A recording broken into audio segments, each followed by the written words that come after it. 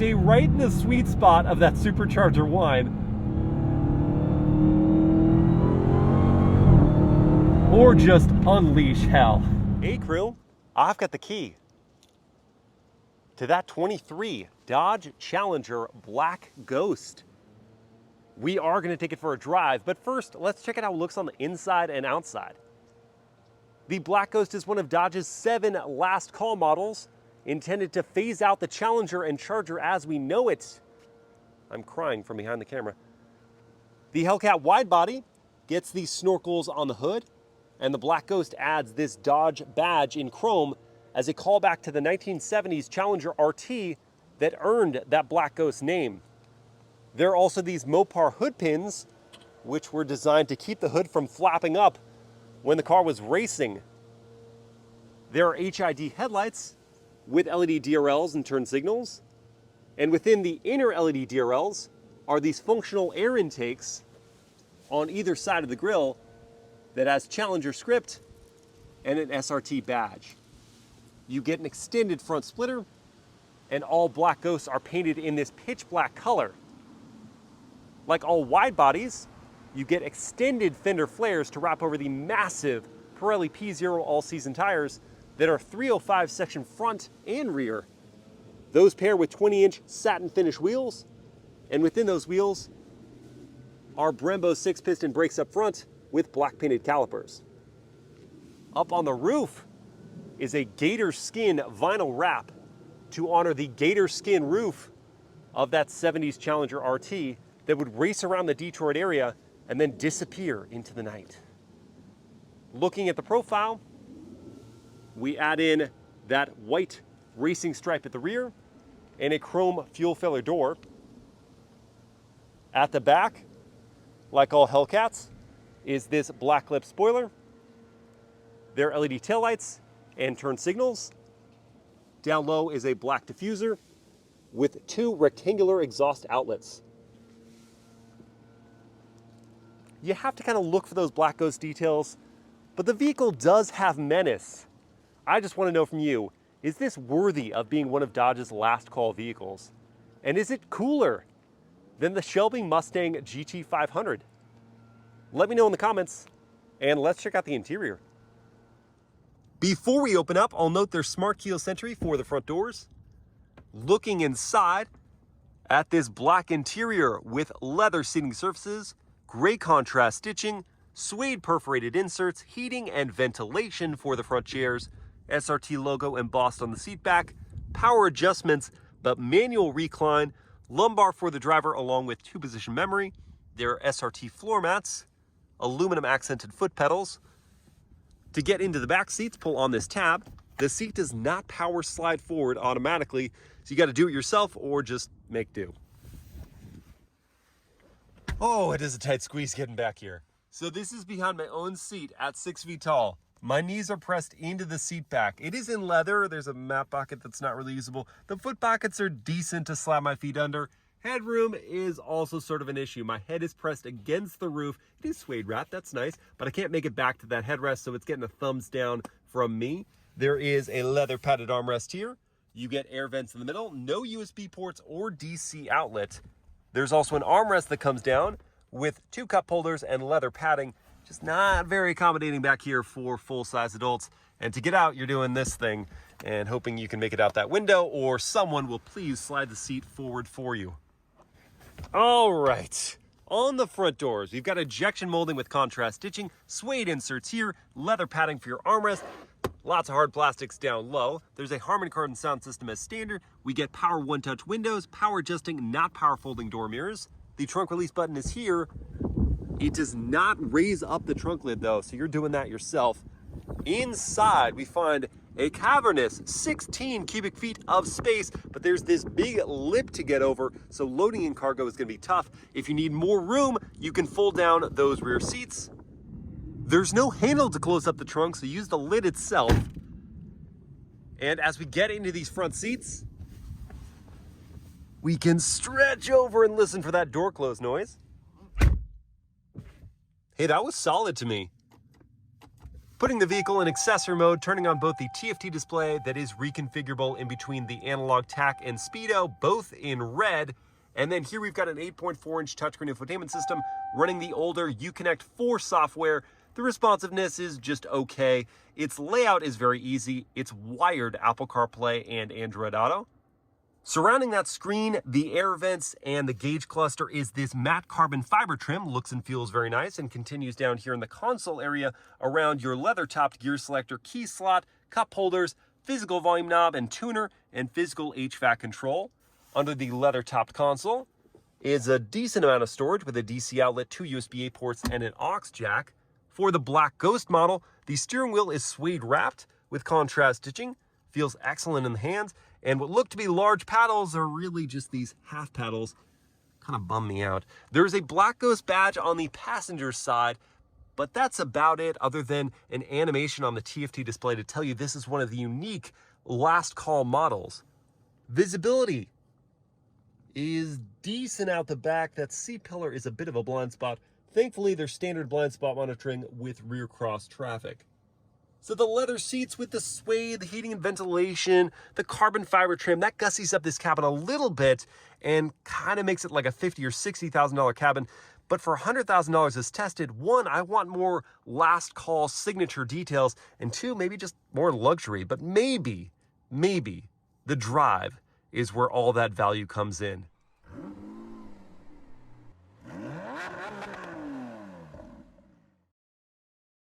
All right, let's fire it up.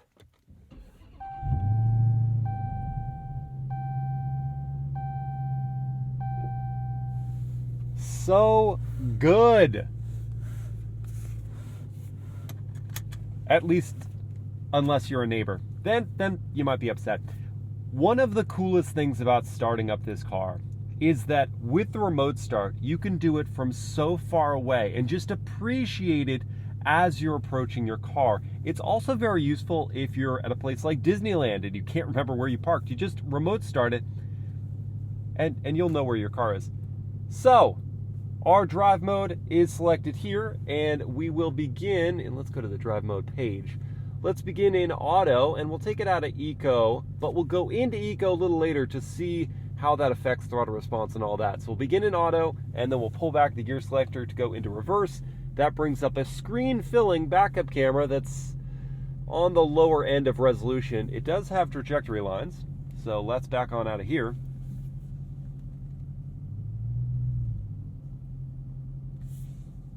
Gear selector down into drive. And we'll kick things off with a turning radius test.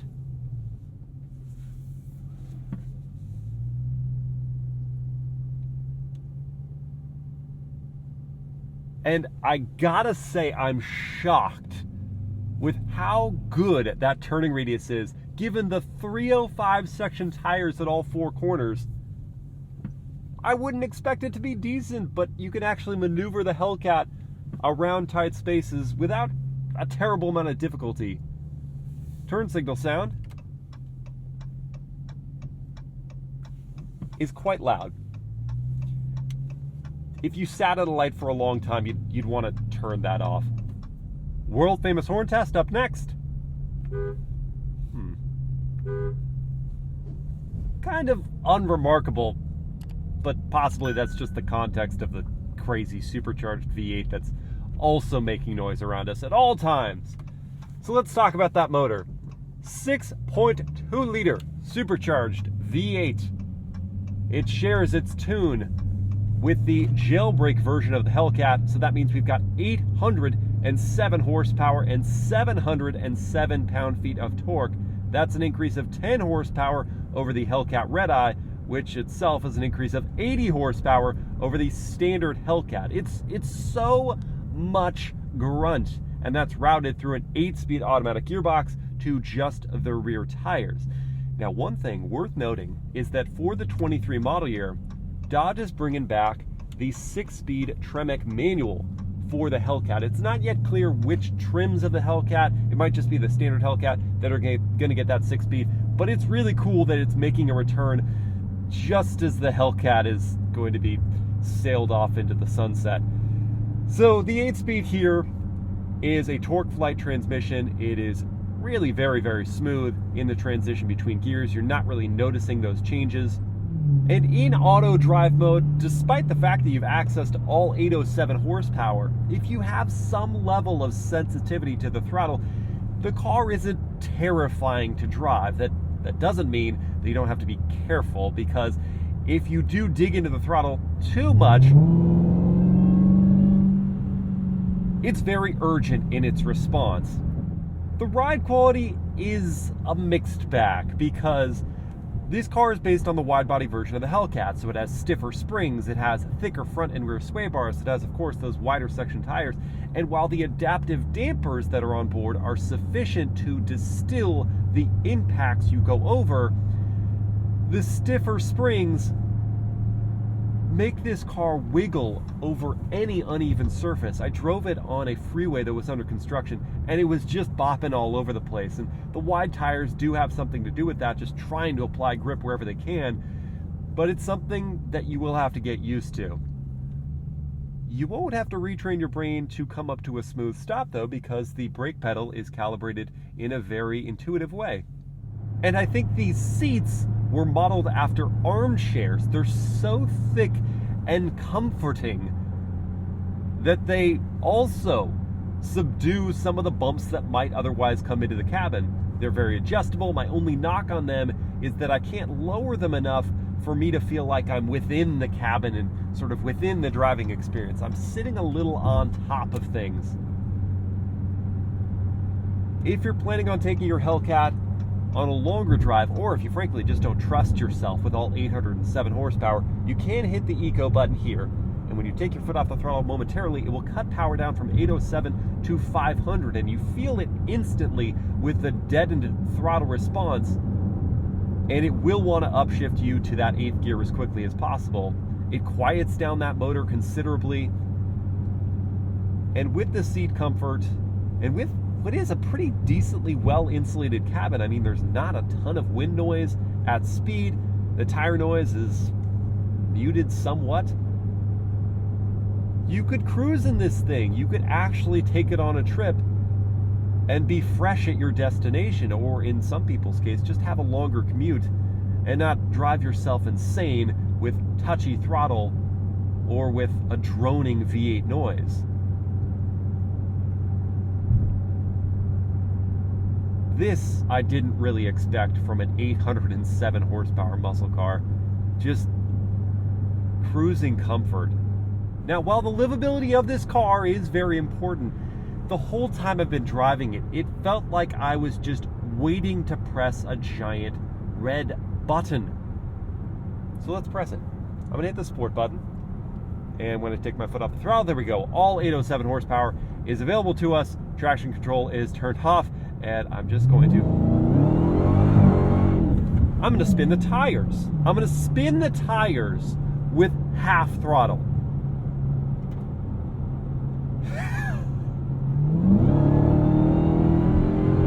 That was probably a third throttle. This is silly. This car is hilariously fast.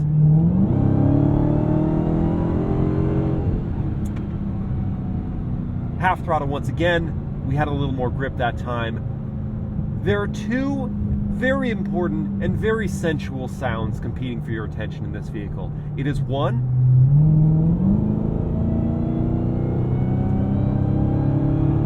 that sultry supercharger whine, and then if you dig in a little more into the gas, that is overwhelmed by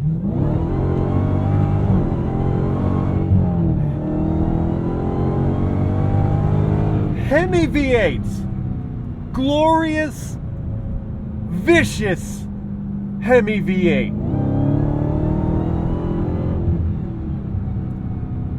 Caution, you have to drive this car with complete and utter caution at all times.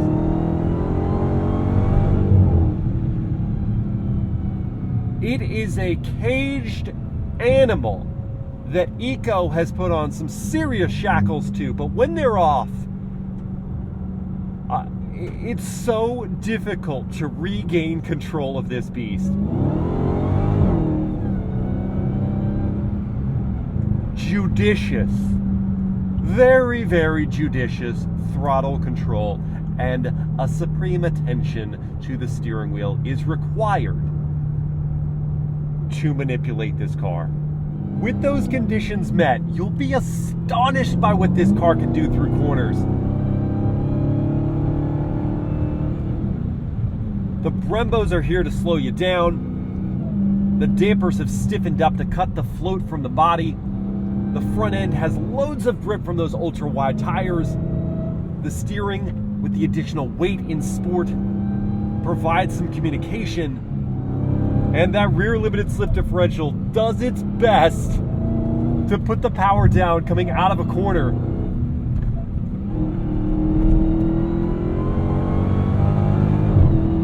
That once again you have to feather with the throttle. But let's say you're the kind of person that just wants to put your foot down and cause some carnage. What do you have? Well, Dodge gives you options. You've got line lock, so you could just lock the front brakes and spin the rear tires, or you can go into launch control and set your RPM for launch. And having done this before, I know that going too high is just useless. You'll just roast the rear rubber. So we'll put it down at 1,300 RPM, and that sounds crazy, but just watch what happens. I've got my race box set up here for a real world 0 to 60 test, and I'm going to hit activate launch control, hold my foot hard on the brake, pin the throttle, and let go of the brake.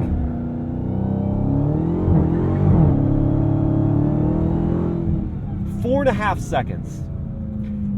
And that was me actually having to pull back a little bit on the gas because I sensed the incredible burnout that was starting to happen. And 4.5 seconds just seems so weak, but that's the reality of a real world test with this car. It has so much power, even though it has really wide tires, it can't get that power to the ground on an unprepped surface. If you were at the drag strip, you'd done line lock to really get heat in those rear tires, and it was a sticky surface, maybe you would get down into the high threes, but reality says 4.5. That's your life in the real world. The real performance joys of any Hellcat, whether it's this Black Ghost or just the entry-level model, if you can even say entry-level for a Hellcat, the real joy is at speed. When you feel more confident putting your foot down and not just roasting the tires, stepping out, and scaring yourself half to death. This car can handle itself with momentum through long sweepers or on a straightaway if you're digging in with a little bit of built-in grip. Otherwise, it is, and I'm going to get into the miles per hour word of the day at this point, daunting, meaning causing some fear or intimidation. It's a scary thing wielding 807 horsepower, and if you don't have that fine control over the throttle, it can be terrifying. I have yet to show you manual mode, so let's do that next. Clicking the gear selector over to the left, I can use these half paddles, wish they were bigger, and have quick downshifts. And one great thing about manual mode is I can really just stay right in the sweet spot of that supercharger whine, or just unleash hell.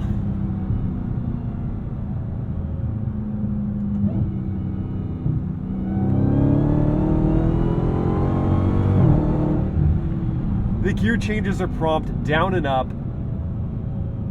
I would make the modification to having nice big paddles in the back. The travel of these half paddles isn't bad, and they are made of aluminum, so they feel decent. I just, give me more. Ooh.